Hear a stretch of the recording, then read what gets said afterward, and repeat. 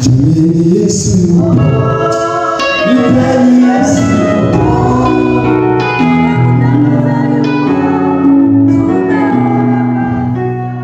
Yesu, nipeni Yesu.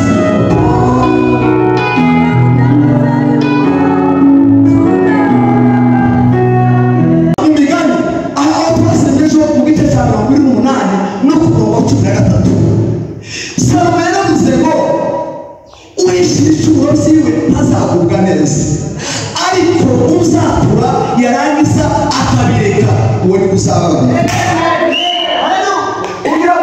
Uzatura yarangiza akabireka uwo ni gusabana. Usabana Imana cyane. Uzatura akabireka uwo ni Imana izagira gute izababara. None wara mariza mugaze ngo se waratuye cyangwa wararetse. Nijye pfundo bikomeye. Nijye pfundo bikomeye. Ni Yesu. Ni Yesu.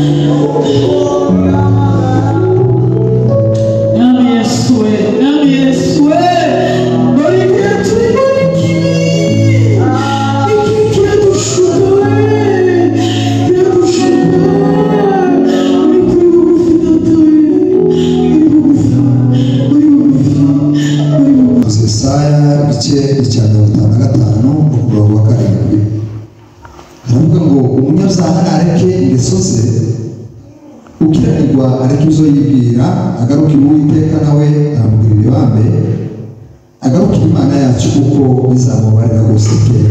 Amen. Badusubire. Umunyabyaha ariko ingeso ze, ukiranirwa ariko izo yibwira agaruka Uwiteka nawe aramubwira ibambe agarukire Imana yacu kuko izamubarira gose. Luka 15. Luka 15 ku murongo. Ishimye yagera mu rugo agahamagara inshuti ze n'abaturanyi be akababwira ati twishimane kuko mbonye intama yanje yari yazimiye. Ndababwira yuko mu ijuru bazishimira batyo umunyabyaha umwe wihanye kukurutesha abakiranutsi 99 badakwiriye kwihana. Turatangira turashimira Imana ise y'Umwami wacu Yesu Kristo wabaye uyu mwanya ngo tubashe guhangabura amatarira kino gitondo. Ejo twagize umugisha wo kuhangaha amasaha y'umugoroba. Imana tugira neza turaterana kuba n'igitondo kandi kugira tubashe kugira Imana izina ry'Imana rihabwe icyubahiro. Ubundi turabashimira ku ubuyobozi bw'itorero baduhaye umwanya ngo tubashe kuganira ijambo ry'Imana. By'ukuri turabashimiye kuri kudibaza imitima no kutwakira kudutekereza rero kuba baduhaye umwanya ngo tubashe kubana ngaha abayobozi b'itorero abayobozi bakuru representative urahangaha n'abandi mwese n'itorero ryose muri rusange. Imana ibamugishe. Amashimwe tubabwira ngaha. Ejo twaganira ijambo nasanze ufite teme hano kandi ndabona ko niho iyo teme niho yari gitangira. Ariko numva atari umwuka mpaye itembe twari kuganira ndetse naza soma habe n'ibitabo bihuye gitangaje. Naza soma igitabo cy'umugabo witwa Yumicu, Pasiteri Yumicu, cyitwa ngo Prière Clé de Réveil, amasengesho urufunguzo ruza mu byutsi. Usibye n'icyo n'ikindi nari ndangije cy'umugabo witwa Zakaria Stani, nacyo cyari hejuru y'amasengesho. Ariko nseze Imana yoje gusokoje mukabanyura n'iki tuganira n'ubwoko bwayo, numvise umutima unemeza, numvishije iby'Imana ari imbere kutuvuga hejuru y'ukwihana nyakuri. Ayo makuru tumaze kuganira nayo twaganira ejo, ni nayo ikomeza umwanya Imana iduhereza. Jambo Imana icyubahiro. Haleluya. Twatangiye kuvuga ko kwihana ni iki? Twavuze ko kwihana ariko butumwa bw'ibanze bugize ubuzima bwa Kristo, ariko butumwa ufasha ubuzima bwa Kristo. Ni ukuvuga ngo ni inyigisho z'ibanze zubaka ubuzima bwa Kristo, ariko tuza gusanga no izo nyigisho arizo nyigisho z'ibanze zigomba gutangira ubuzima bwa Kristo, ariko n'izo nyigisho abantu basuzugura akageza ku munota wa nyuma agiye gucikana akifuza kwihana. Twasanze ndetse abantu babikoze gutyo tuza twibaza ngo si umuntu yagiye hehe ko nta kintu yigeze ava. Twasanze kwihana nibyo somo Yesu yaje yigisha, atangira inyigisho ziwe mu gice muri Matayo igice cya 7:7 yaravuze ngo mwihane kuko ubwami bw'Imana bwiza gute buri hafi. Asoza inyigisho ziwe ubutumwa bwiza bwanditswe na Luka igice cya 24:27 yaravuze ngo ubutumwa bwiza bwo kwihana no kubabarira ibyaha bugomba kubwiriza mu mahanga yose. Nubwo izo nyigisho arizo Yesu yatangiza kandi akaba ari nazo dusigira ko tugomba kwigisha, nubwo umuntu aba mu itorero akamara imyaka myinshi cyane, twasanze icy'ingenzi ni ukwihana. Kandi uko kwihana kwitora mu buryo umuntu arabikora akabikora n'umwanya utari uwanzu, ndetse bimwe bikanakorwa n'umwanya utari uwanzu, umwanya uzarabaye expire. None niba umuntu yambaye akaremba mu gihe arenze agifite akuka gakeya akaba ari bwo muhata ngo yihane, uwo muntu urumva akaba yakora ibintu bitari mu mwanya wacu. Kumana we kandi abantu bose akamatura umuntu akamatura imyaka miremire yarirengagije icy'ingenzi cyo kwihana. Yarirengagije umuntu agatura mu ikanisa, yaribagiwe urufatiro. No muri iki gihe basigaye bavuga ngo twebwe ubutakinirwa no kwizera, no kwizera ko guhumuriza imitima gusa, ariko no kwizera tutajanye no kwimana ishaka. Kubera nta kwizera kutabangirijwe no kwihana, uko no kwihumuriza gusa si ukwizera. Kandi birashoboka ejo nababwiye ko bishoboka ko umuntu yakora ibintu byinshi akagera no ku matitire menshi y'ikarisi, ariko yarasize icy'ingenzi ari cyo kwihana. Narababwiye ngo ushize Imana yaratubwiye ngo tugende tubwire umugabo w'umupasiteri. Imana yatubwiye pasiteri ngo wihane, wasambanye umukuta. Muri iryo tsinda twari turi muri icyo bagenda, naragenda mbwira ngo pasiteri Imana yatubwiye ngo wihane, warasambanye kandi wasambanye umukuta. No, wihane. Ikimenyetso n'iki inshuro ya mbere turagenda twebwe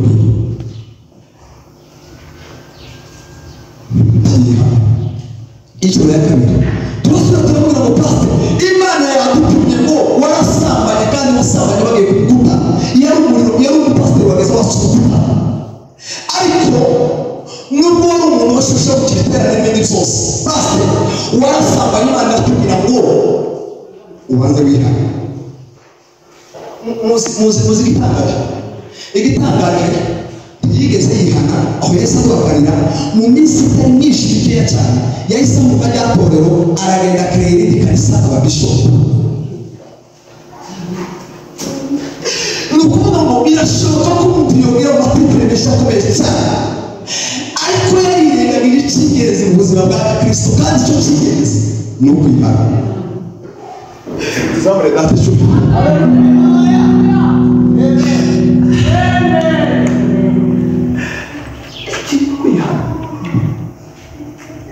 Kwihana twavuze ko kwihana no kubaka ubusabane bwacu n'Imana ndetse n'abantu, ubuzima bukiya bugenda neza hano ku isi. Ndabisubira, kwihana ni igikorwa kigomba gukorwa umuntu kuva wakiriye Yesu ari mukiza uzageze upfuye. Kwihana si igikorwa dukora buri munsi, ni igikorwa twihana umunsi umwe gusa tukahindukira. Ikindi tugenda twezwa buri munsi, ariko kwihana ni igikorwa cy'umunsi umwe. Ndabisobanura. Kwihana bitandukanye no kuko duhora tubikora buri munsi, kandi kubera ko nyine tutarabisobanukirwa cyane, niyo mpamvu duhora tubikora nk'akamenyero ko twihana kuko Imana igize kuko Imana ishaka. Nusoma imigani aho twasengeje mu gice cya 28 no ku murongo 13, Salomo yaravuze ngo uwishyira icyubahiro cyiwe ntazagubwa neza, ariko uzatura yarangiza akabireka uwo ni uzababara. Ugira ngo uzatura yarangiza akabireka uwo ni uzababara. Uzabona Imana icyubahiro. Uzatura akabireka uwo ni Imana izagira gute izababara. None mariza mugeze ngo se waratuye cyangwa wararetse? Iyo ni yapfuye bikomeye. Abantu benshi baratuye barabivuze, ni amakuru bavuze ariko tubiha. Ndabisobanura kugira ngo muzume. Twavuze ko nusoma amakuru ya Yesu niwe asobanura hejuru y'ubutumwa itanga cyangwa kwihana ko urabisanga mu butumwa bwiza bwanditswe na Yohana igice cya 8. Muri icyo gice cya 8 uzahasanga inkuru ya Yesu Kristo, Yesu aganira n'umugore bafashe asambana, mwanamke kahaba. Uba makuru twiga kuri mugore Yesu yafite asambana. Uyu mugore icyabe abantu baje bamurega, aho twigira ko ubuzima bwa Kristo si ubuzima bwo kurega abandi, ni ubuzima bwo kwisuzuma bw'igiti cyawe buri munsi, ukisuzuma ukamenya ngo se mbanye neza n'Imana, mbanye neza n'abantu. Haleluya, amina, haleluya, haleluya, haleluya. Isomo rya mbere tugira, isomo rya kabiri tugira habaho muri iryo somo ku cyangwa cyangwa yaramubwiye ngo uwo mugore wakoze icyaha kandi wasambanye, ariko siguciriye iteka. Mwumve neza imbabazi za Yesu sinzobwira ngo niba ukoze icyaha ariko guciriye iteka aho ngaho. Ijambo twasomye yavuze ngo Imana ntituzi isezerano ryayo kuko benshi batekereza ko igira gute iri, ahubwo ngo idutegereza ko ishaka ko tugira gute twihana, idutegereza idashaka ko tuhagira no kugira gute urubuga. Imana igira gute ntituzi isezerano ryayo kuko abantu babitekereza, ahubwo idutegereza ishaka kuko hatubagira n'umurimo aho bose bagira gute bose bihana. Iyo ni isomo rya kabiri tugira, ni ukuvuga ngo imbabazi z'Imana cyangwa ubuntu bw'Imana ni umuntu budutegereza kugira ngo tugere ku kintu. Imana ihabwe icyubahiro. Isomo rya gatatu niryo nshaka kuvuga cyane, byatumye abantu bajya mu itorero batandukanye. Iyo namubwiye ngo wamugore genda tubone ko tuguciriye iteka nanjye singuciriye iteka genda tukongere ukora icyaha tukongere ukora icyaha genda tukongere ukora icyaha. Hanyuma kuri w'ishyito ubabwira uri umuntu bwa Yesu Kristo ubuteye ni ukudatukiraho urubanza rwe dukoze icyaha ariko ubu tubwira ngo genda imbabazi nguhaye nubwo wowe mu makosa nubwo wacumuye genda ntibakamenya ngo tukongere ngo ubuteye tukongere gukora icyaha. Gira gutya kugana Yesu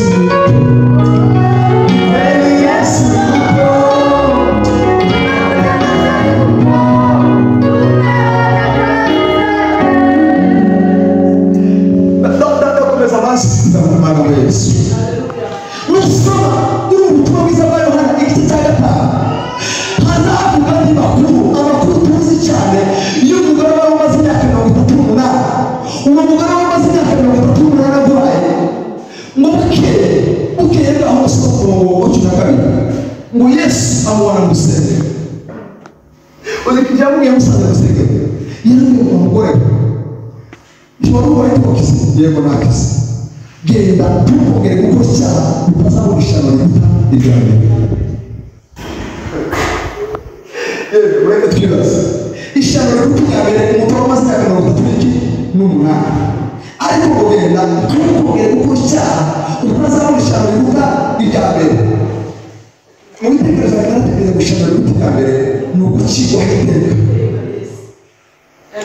Nukugira gute kugira mugeze wo ishano rigutera irushanwa ni ugucibwa iteka. Uzacibwa iteka. Genda dukore gutya utazabona ishano riguta mbere. Jamii Yesu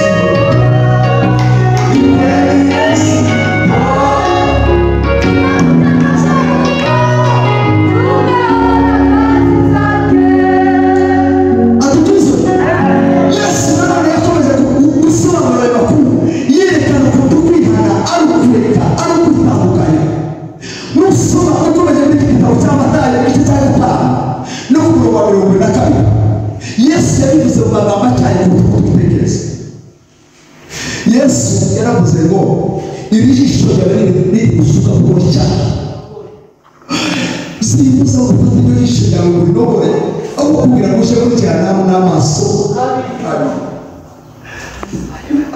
aho yashaka kwerekana ngo ijisho ryawe ugomba kuritoza kureka utegereza umuntu wavuze ngo ujisho urifata ukarinobora kurumva aya magambo ari nayo aya magambo ari birimo uzikijya ndakivuga kandi abantu benshi ndabizi ko bisuzuma. Yesu yaravuga ngo amusoma muri Matayo 5:50 n'akabukoza mu yaravuze ngo umuntu ubona atuka ngo umugenzi wiwe akamubwira ngo wamutu uwo muntu bakwirejera nawe urumva yabaga bari mu ngwenye yaravuga ngo uyu muntu bakwirejera nawe.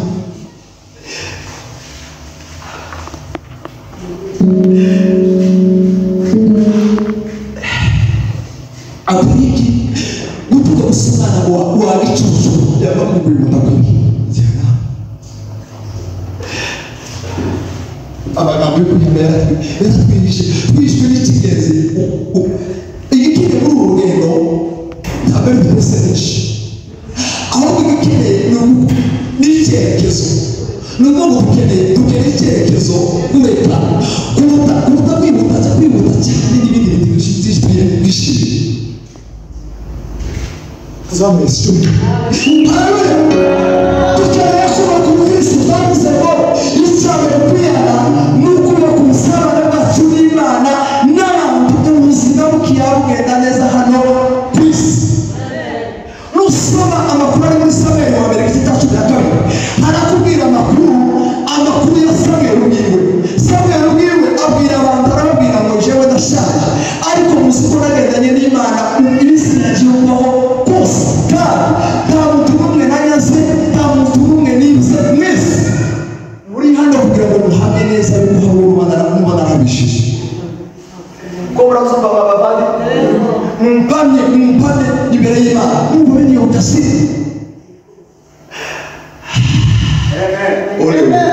ole ulimwenguni. Kitabu cha ole ulimwenguni. Mungu wetu sana ndio akasema kitabu cha ole ulimwenguni. Yaravuze ngo ibyo bari tukabituko Satani weresha abanyarwanda. Icyane ngo yaragiye ngo baremera ngo icyubahiro mu rusengero. Abantu bose bivuze icyaha ngo babisubira mu bandi. Yumva ko umunyeshuri icyaha kimugeraho. Itori cyane. Icyane yaravuze ngo umusengero abantu bahora iteka ryose w'icyifuzo cyo kwihana. Ngo ariko ngo bazarira mu bapfa.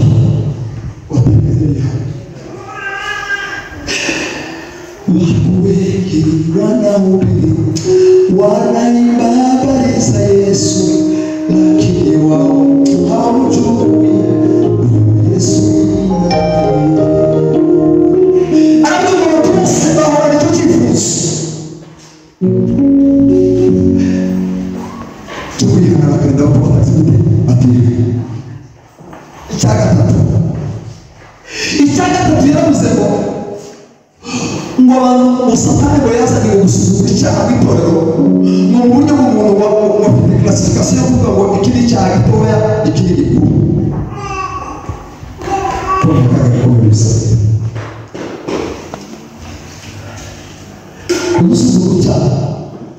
Udusuzuma icyaha ureke gusuzuma icyaha ni uburyo hari ubuvuga. Wazuza tsubuta wako wiki gitoya kubesha wali gitoya wiki kubesha gitoya icyo cyane kwisi. Usoma amakuru yasawa zatangiye gute zatangiye ari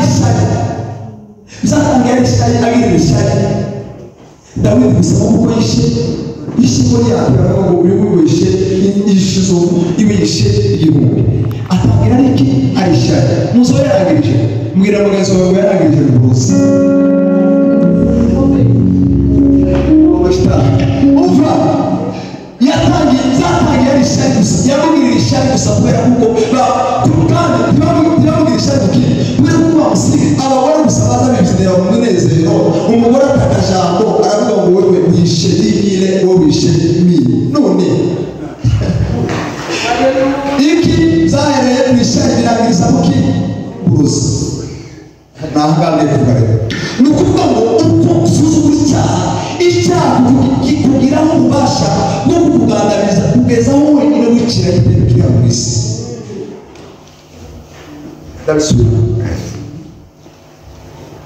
icyaha gifite kukugiraho ububasha kugeza aho wenyine muze ko Imana izacira abatubanza abantu bonyine bayicishije mu kiri mu isi. Umwanditsi yaravuze ngo nimba mu bitimya kitatu cy'imanza turategeka imbere y'Imana uko abantu bazategeka imbere yacu bagategeka imbere y'abapasiteri bagategeka imbere y'abantu benshi ariko imbere y'Imana bazatinyuka imbere bazatinyuka gusa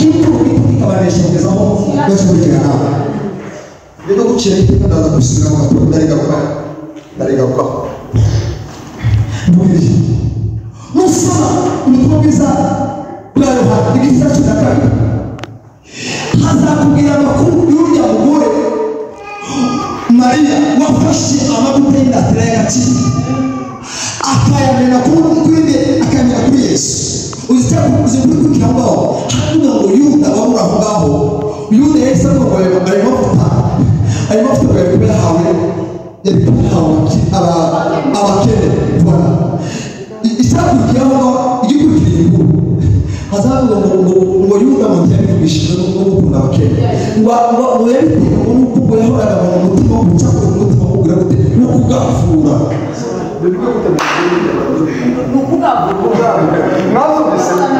yahoraga mu mutima wo wiga yahoraga mu wiga ngo uruhabo rwa Yesu ngo n'uwo bitaga uruhabo rwa Yesu exactly yahoraga mu mutima wo kugira gute umva amabwire y'abantu bakira kubera niba zaba gutuma niba hasigaye 50 francs uzazuzuyiheze n'umusenyi ugire ngo bari bamutumye hasigaye amafaranga ayatanga ese umuze nawe bari bahaye konseyo bafasha mu buzima yahoraga mu mutima wo gucakura akageza ubu uzo yarangije kugira ngo iyo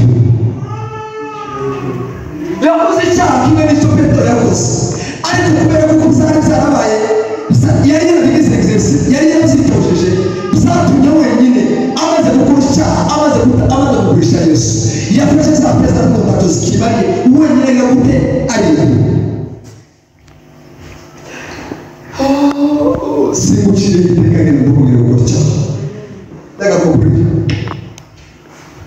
usoma igitabo cy'umugenzi muri gusamara n'undimo sizigenda usura kubabere uyu wari n'ibakuru cyangwa bigakomeza ariko wakira amahirwe kadasanzwe so muri macyo usoma igitabo cy'umugenzi kiza cyumva ko Kristo agasa ahantu atangira gusobanurirwa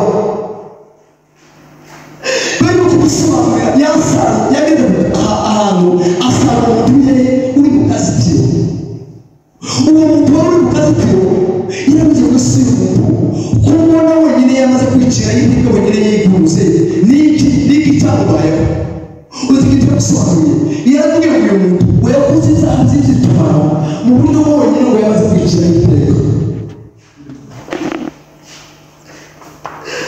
mbega we mbega umuntu bibabaje umuntu kwicira y'inteko kandi yarageze amahirwe yo gusengera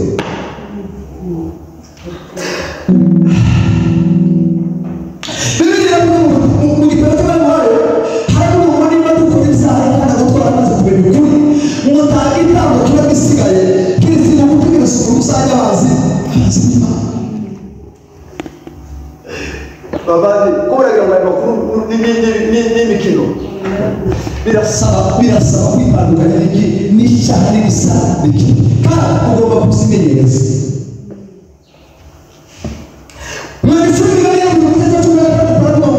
inzira nyabagendwa y'abakiranutsi ni ukureka ibibi inzira nyabagendwa y'abakiranutsi ni ukureka inzira nyabagendwa y'abakiranutsi ni ukureka ibibi kenshi inzira nyabagendwa naho niyo nzira y'abacana iramuka ku giciro cy'Imana inzira nyabagendwa y'abakiranutsi ni ukureka ibibi ndabona inota babaye neza ariko ndashaka kubwira iki gikomeye gukurikira Yesu biradusaba kuko dukizwa ukamaramaza ukavuga ngo jewe nitandukanyije n'iki kandi kwihana twavuganira mufite igihe ntarengwa si igikorwa cyo gukora umuntu yabona agiye gupfa tuvuge cyo kuvuga gusa umuntu ntacyorebaze kubera iki hari amahirwe makeya yo kogoja mu ijuru kubera iki hari ibyo ugomba kubanza ugomba kubanza hano mu isi urifuza ubuzima bw'igenda reka mbabaza none ubu niba wabona neza urupfu rwakwegereje ko wabona indwara zaje cyangwa wagize ikindi kibazo uko ugomba kubabarira icyambere uwo biheneho si uwo bakomeza kwihanaho kubera iki kubera ufite ibikorwa ukunda ibikorwa yaravuze ngo mwatubirane ibyaha mwatubirane ibyaha byabiyoboka yerekana ko niba ndacyuye kuri pasiteri si wowe uje gutangariza pasiteri aramubwira ngo mbabarira nicyo gituma twabaye abanyidini ni ukuri reka mbibabwire niba kuko abana bagiye gukora amasengesho mureke guca kundaza ukarangizwa mu mbabarire natunganye na madani umbabarire natanze pasiteri umbabarire sinatanze igice cyacu izo zose ni ibyaha bisaba kurepara gute pasiteri mwegere pasiteri narakubanza akubabare niba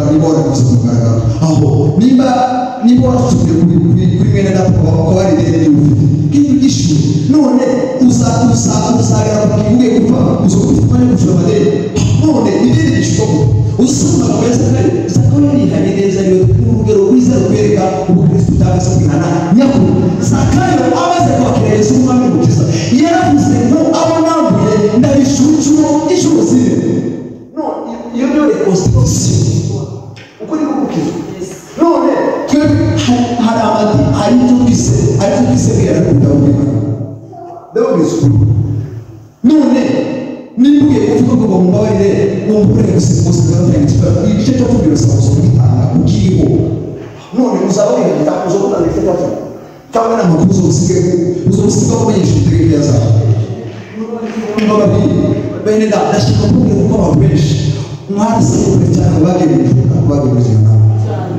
kubera ntabwo bihana si igikorwa cyo gukorwa umuntu agiye gupfa ni igikorwa cyo kuba gusabana n'Imana ukiri hano mu buzima hano uzabona Imana ishobora haleluya ni igikorwa cyo kubaka kubaka niyo ndavuga ngo marayika cyo cy'urakari haravuga ngo mugire umwete wo kubana n'abantu bose amahoro n'umwete wo kugira gute y'ukwezwa n'ukutejeje atazarwana Petero akavuga ngo mwirinde hatagira umuzi wo gushyira imbere muri mwebwe akavuga ngo mwituma amakuru ya Esawu yaguranye mu murage wiwe w'umwana bw'imfura ngo igaburo rimwe kandi akavuga ngo mwibuke ko Bobo yashatse kukwihana wabibategeza yo kutabishobora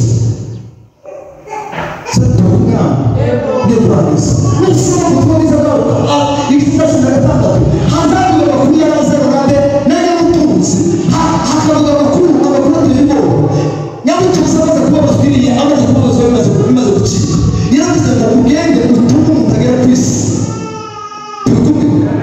agende abwira abana banje basigaye wenda nabo kumvira zicabwiye yari ubwigo bafite intama n'abahanuzi niba tamumvira abe n'ubwo umuntu yuzuka ntabwo yo kwihana urindiriye muhaze gitwasana ntabwo itwazo dutabwari mwana kujya yo gutamba zuruta ntabwo itwazo zo kubwirize ngo ijambo ry'Imana rirahagije urize muhaze de urize kusanga ubona uw'Imana yatumye n'ijero naje kukubwira ngo kwihana bifite igihe ntarengwa ni igikorwa kigomba gukorwa umunsi wakiriye Yesu bene usanga zo pfuye si igikorwa cyo gusubira ngo tubikora reka babwire iri jambo ryo mu miganire rero ngo ushyigikiye urabyiga utazaguka neza uzatubwira gute akabireka wowe uzababarira nimba uyu munsi uzaza akavuga ngo pastor mbabare nasaba ejo ngo pastor nasaba Imana irakubabarira Imana isokora umunsi wese ukavuga ngo ndagize gute kubera ngo narayaba Imana ikeneye ko tuvuga ngo kandi narabwiye ngo kuri umubiri wacu kuri izi tegeko yazacu usore Muganda ko kuhindura ko yo cyangwa mu gace naka yaravuze ngo tubishyure ko umuntu wakamere yogira gute yo kumva ariko ikidufasha rero umwuka wera twahawe ese umwuka wera twahawe ni iki ariko babaza iyo tuvuga ngo twakira umwuka wera nuko tuvuga ngo twakira umwuka wera umwuka Yesu yabivuze yavuze ngo umwuka w'ukuri ikiza komeza kwakira umwuka w'ukuri iravuze umwuka w'ukuri nabagera azabemeza umwuka w'ukuri azagera kubwira mugenzi wawe bwira mugenzi wawe umwuka w'ukuri naza azakwemeza muraza ngo bisaba ko David naga kwemeza ngo umubye cyane none bivuga ngo twokorogana tibosura kumbona arabona bivuze ibitangaza byawe nawe kuvuga ngo kuvuga ngo gusengera sinavuze pastor sinavuze umuntu mwese naravuze ngo muri kanisa nari musaba kunyari ubuhamya bwanjye bwite nawe natara umuntu wifuje ko gusabana nabigaragaza nabivuga kandi abwira gukora abantu yagushira umusenge namwe nategewe n'ushobore kuko Kristo ndamwizeye nero Kristo ndimo habe n'ubwo kwaniriza ukazana amazamisi tatu mwaka ko nizeye Kristo ndabivuga ko tudawe bivuze gutyo muwavuze mu ikanisa bara mu mugore we yambuje muri kanisa yacu uko bazi ko makanisa y'abarabera gusa ubu nyine umuntu ukibana murukiko mugabira gitifu ambaye bari bari gitifu uri mugabo bitabara akazi hari uko bakutegera ugakora akazi aha no wibeshe gusana n'umuntu uza gusaba kwabonye umukurege ariko naje kubwira umwuka w'ukuri twakiriye n'umwuka utwemeza ko turiki turabayaza baragiza tukaza imbere y'Imana tukogoma ntidusho nero ngo basegeje gusenga ubwo bihari bisuma gusenga nawe gusenga kwagenda gusenga iteka ryose tugenda kutubwira Imana mu mama nari mushobozi nari basegeje abandi bakora n'uwo basegeje dukora n'amasegeje atatera igitekerezo cy'ubwenge n'amasengesho yerekeza gusa ku bintu bifatika amaviza ibindi ariko amasengesho y'ukuri Imana yumva ni ukugenda ubwira Imana mu mama kubw'intege zanjye sinashobora kuruguruza kubw'intege zanjye sinabasha kurugusambanya ariko ndaje umunsi mfasha abantu iryo sengesho kugira ngo izo ngoro zanyumvikana ku Mana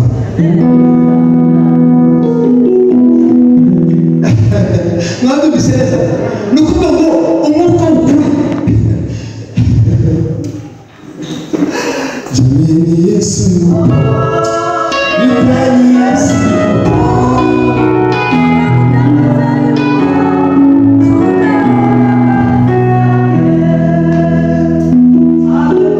Mwanya mambaye barangije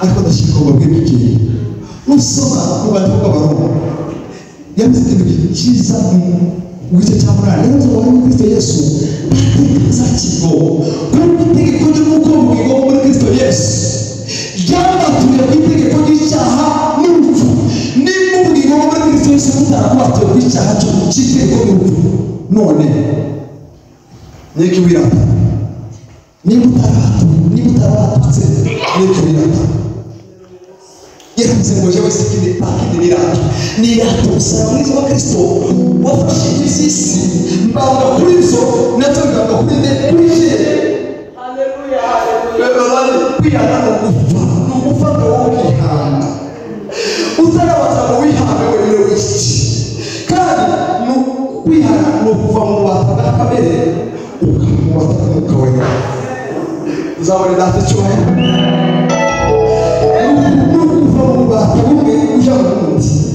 ariko niba ko musahana uzabonye uzabagenda biradukwiye kubaka ubusabe bwacu n'Imana n'abantu ukita mu kibazo